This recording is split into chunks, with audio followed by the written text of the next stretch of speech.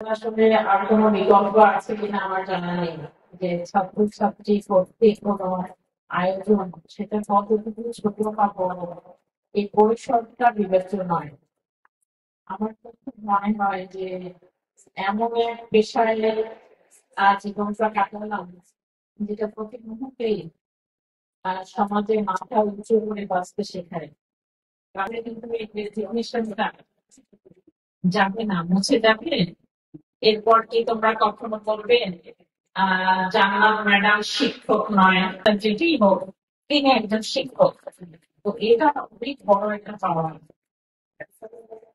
আজীবন আমরা শিক্ষক, তার মানে যিনি শিক্ষা দেন তিনি শিক্ষক। কিছু না কিছু শিক্ষা সবসময় আমরা ইনশাল্লাহ তোমাদেরকে দিব, পাবো। পাইপ পেয়াদা নেই, কিন্তু আমাদের কিন্তু পাইপ পেয়াদা লাগে না, আমাদের বিশাল বাহিনী। আমাদের জীবনে আমরা যে বাহিনী পাই, কতগুলো ছেলে মেয়ে আমরা সন্তানের মতো লালন পালন করি, এটা আমাদের বাঁচার একটা বিরাট উপজীব্য হয়ে যায়। ম্যাডাম সম্পর্কে তোমাদের লেখাগুলো খুব যথার্থ হয়েছে। আর ম্যাডামকে কখনো কেউ দেখেছো কিনা যে একটু উঁচু গলায় বকা দিয়েছে? এটা আমার মনে চাই আমরা এই দোকানে একটু ভাগ বসাবো। ম্যাডামকে টেনে টুনে বের করবো, ম্যাডামের বাসায় যাবো, ইনশাল্লাহ দেখাবো যে তুমি কি করছো, আপনি কি করছেন, আপনার ভালো আছেন কিনা।